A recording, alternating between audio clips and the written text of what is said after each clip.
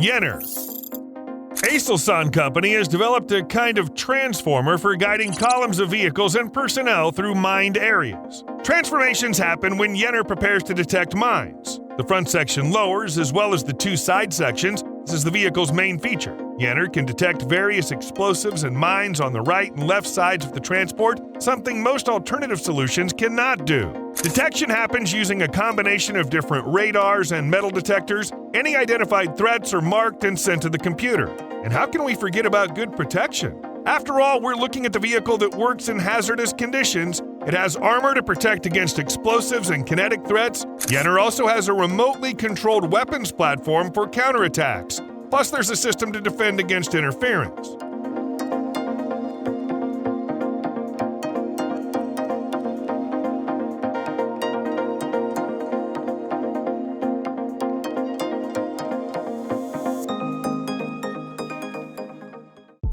Sungur.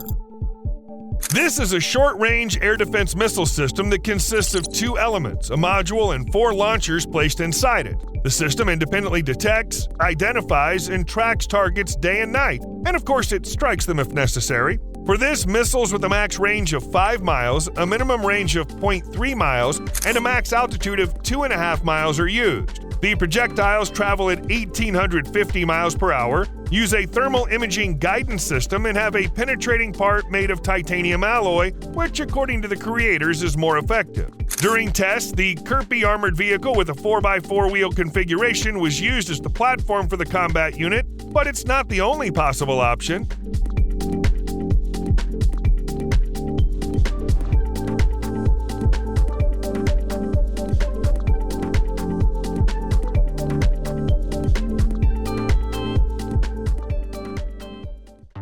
Alakran. You're looking at different vehicles that have been turned into mobile mortar systems. Originally, these vehicles were not moving artillery. They became such thanks to modules from Millennium NTGS. The modules can carry smoothbore or rifled mortars, which are deployed in the shortest time by 2 operators. These same people are the ones who do the firing. One is loading, and the other person, from a safe distance, pulls the cord, and then the mortar fires. Fire can be conducted in regular modes as well as in area shooting and multiple shots modes, with a maximum firing rate of 16 shots per minute thanks to a special cooling system. In the modern world, weaponry almost always features computer technologies. Millennium NTGS hasn't missed this trend either, fitting their mortar modules with digital fire control systems and seamlessly integrating them with GPS technology.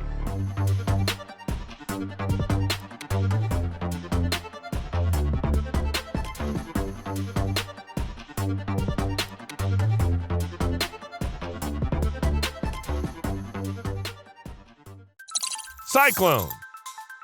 Drones are not just for reconnaissance and fire support. Thanks to ISPRA, they're used to disorient the enemy too. A remote-controlled unmanned system called Cyclone can be operated from a distance of more than 2,600 feet.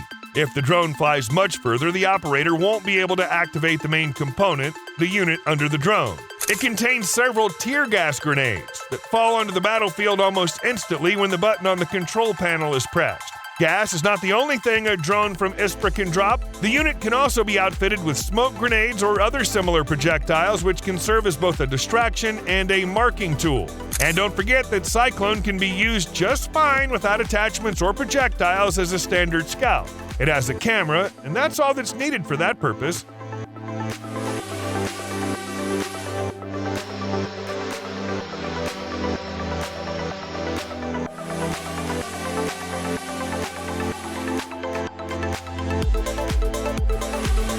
ISPRA Company has another weapon that uses tear gas. It's unlikely to be used in real combat situations, but it could be effective for police and special forces.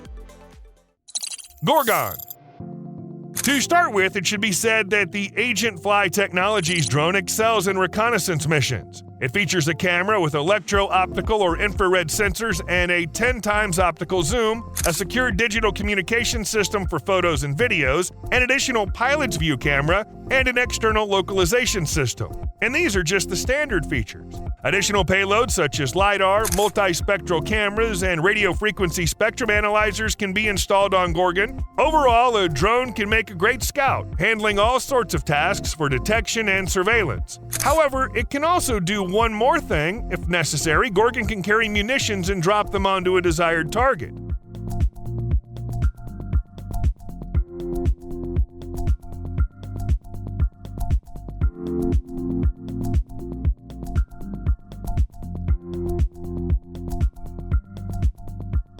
It might sound insane, but to protect against such drones, you could transform ordinary vehicles like tanks into spherical shapes, which would enhance their defense. In the Soviet Union, there were projects for such tanks, with creators believing that most projectiles and bullets would bounce off. VDM.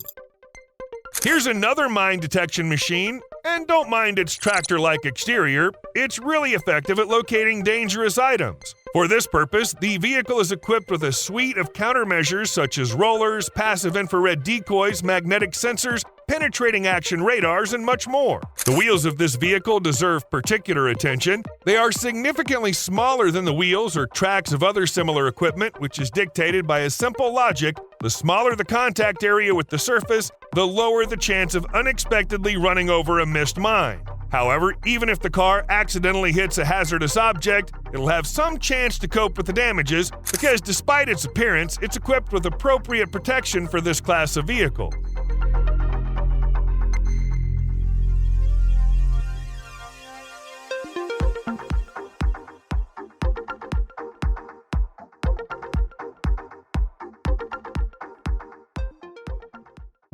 StarStreak.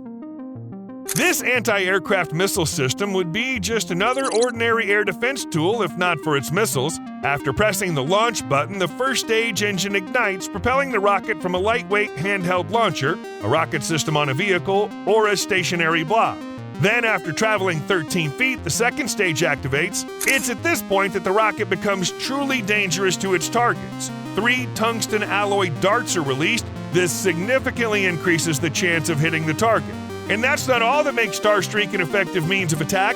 The missiles are also difficult to suppress. They cannot be countered by infrared or radar jamming systems and anti-radiation missiles.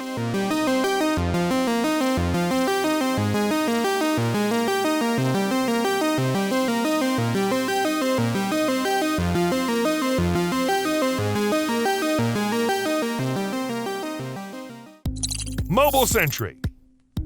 This is another example of how military companies aim to take equipment mobility to a new level. Anduril's system can be easily transported by military aircraft or helicopters, and even a car can handle the task effortlessly, as you can clearly see in the company's video. In addition, the claimed system deployment speed of 20 minutes indicates high mobility. Moreover, this can be done by a single operator without the need for special equipment and training. And no, what you're looking at is not just an ordinary radar. As Anduril says, inside the system, there's artificial intelligence that makes 360-degree surveillance autonomous and more precise compared to analogs. Also, the company's system can be equipped with various sensors and communication equipment needed to perform specific tasks.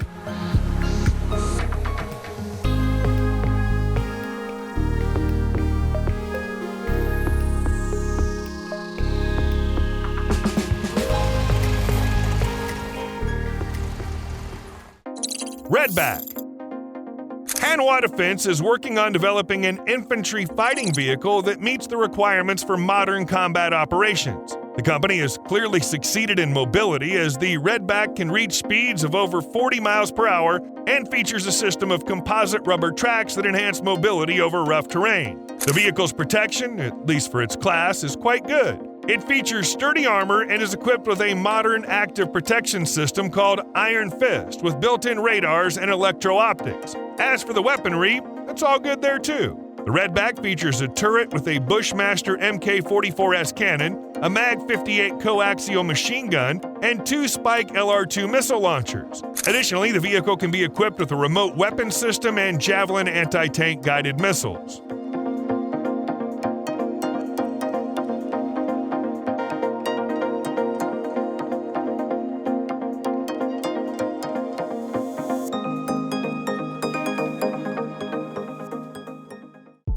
Raider X. You're looking at the result of an effort to create a next-generation helicopter. Though Sikorsky's Raider X ultimately did not gain widespread adoption, the project certainly deserves attention. For instance, the helicopter has a maximum flight speed of 285 miles per hour, high maneuverability at both low and high speeds with a bank angle of over 60 degrees, and enhanced hovering and acceleration capabilities. Also, the helicopter was designed to be a more flexible alternative to counterparts thanks to its modular weaponry and sensors. And equally important, the helicopter was intended to be a more affordable replacement for existing combat units. Its design incorporated production developments from other military aircraft. What do you think prevented the Raider X from entering mass production? It's simple: cuts in government programs. Perhaps the time for Sikorsky's helicopter just hasn't come yet, because a helicopter with such advantages should definitely be in military service.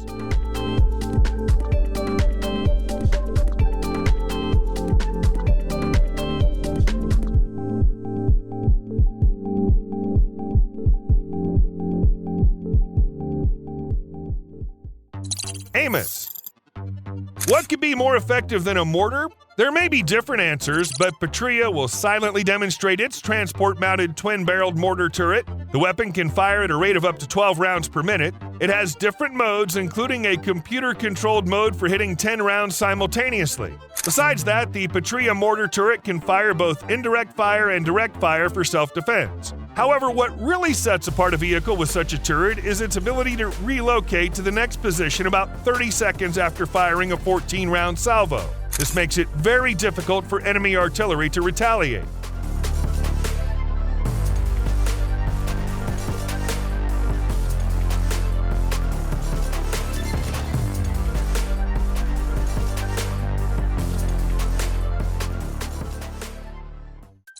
Barkin.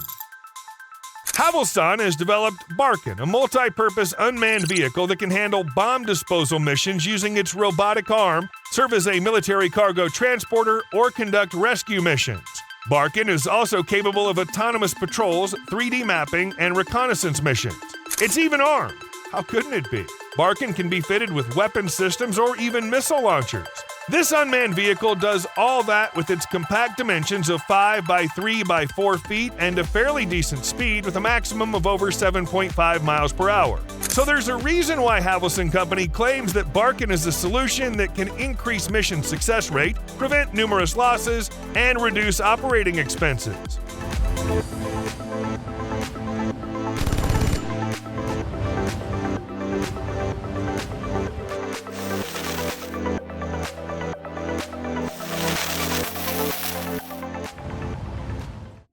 Coyote.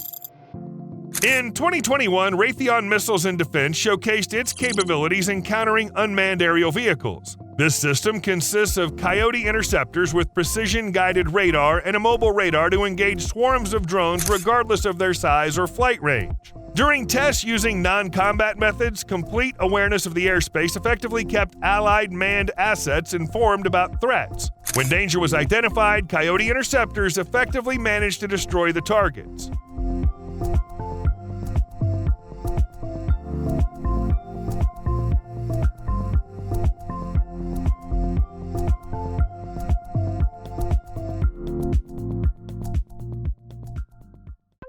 Bands. And now let's move on to a much more unusual air defense system. The weapon from Carbo doesn't make any noise, flashes, or actually shoot in the traditional sense. It simply targets a helicopter and then sends it into chaos mode, where the flying vehicle releases all its flares until they're all used up. This is how the helicopter completely loses all its protection, so it only has the option to land or continue the mission while being totally vulnerable. This is likely to lead to the helicopter being destroyed by other air defense means. So what's the result? One person effectively stands up to an expensive and armed flying military vehicle. Moreover, no training is required to use Carbo's weapons.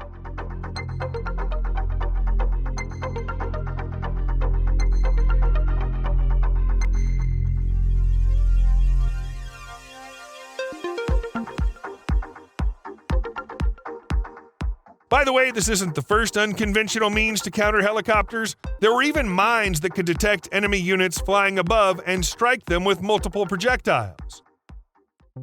Madfox. This boat appears to be a standard contemporary watercraft, but don't let the people on board fool you.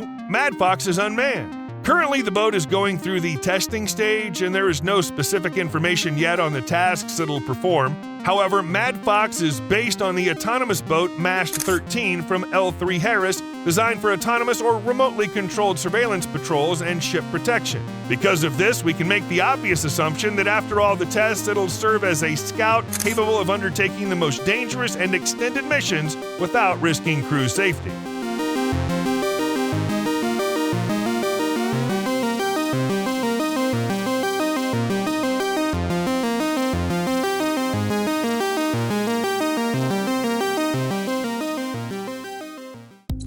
Dana M2.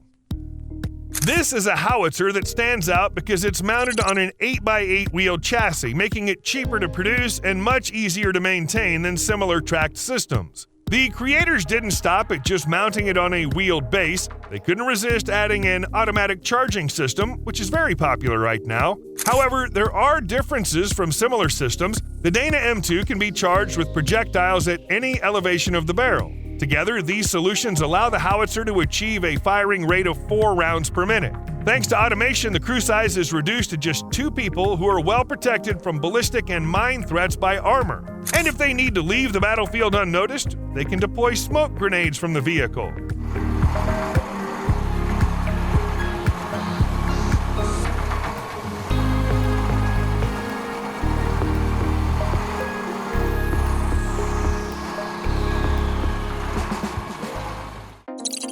V01. All modern weapons manufacturers are moving towards increasing operator safety. A great example is on your screens. In the case of 32V01, the operator needs to occupy a spot inside the vehicle in front of the control panel with an integrated ballistic computer, which displays all system status information and calculates shooting adjustments. To start firing, you just need to use a unique joystick. Ultimately, from a relatively safe location, the operator controls a turret equipped with a cannon, a coaxial machine gun, and 2 smoke grenade launchers on each side.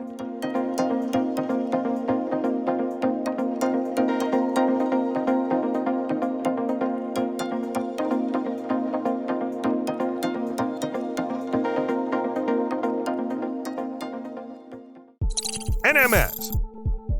There's a reason why armies worldwide are choosing Neural Machina's light armored vehicles. To start, they excel at the primary task of all cars, driving. The NMS achieves speeds up to 87 miles per hour and can travel up to 430 miles. Moreover, it maneuvers through terrain with slopes up to 40%, depths up to 3 feet, and obstacles up to 2 feet tall. The vehicle can be equipped with various weaponry. These include a remotely controlled system on the roof, an anti-tank missile launcher, or even more specialized systems ranging from ATGMs to air defense. Of course, there is decent protection that keeps the crew safe from firearms and even from mines and homemade explosive devices. And to enhance the level of protection in field conditions, additional armor can be mounted on the vehicle.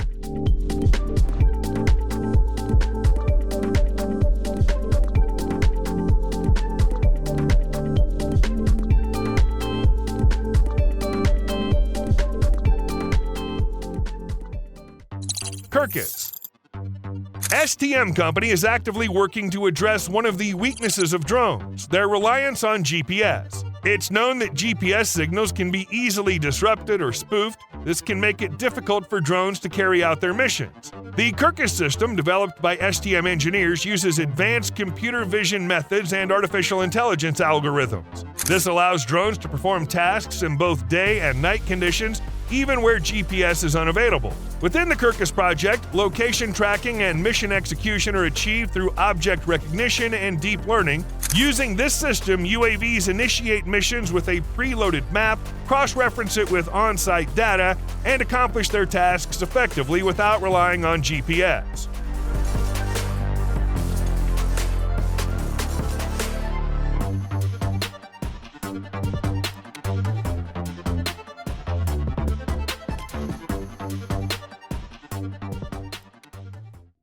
Scorpion IS-15. Weapon creators often boast loudly about their creations, but in this case, the robot is so dangerous that it's quite justified to call it the Scorpion. This metal predator can sting using various weapons. For example, it can be fitted with an AK-74 or equipped with both a machine gun and grenade launcher at the same time. Additionally, the creators spared no effort in protecting their invention. According to them, the Scorpion offers 90% protection against firearms. That's a significant improvement compared to similar models, which offer from 30 to 60% protection. Moreover, the robot is heat-resistant. The way the robot's controlled deserves special attention. The operator connects with it through a helmet with stereo goggles. Whichever way a person turns their head, the weapon on the metal soldier turns there too. Other actions are carried out using a remote control console, which the operator can easily carry with them. And one more important fact, according to its creators, most of the parts are made using welding assembly, making the Scorpion 10 times cheaper than its counterparts.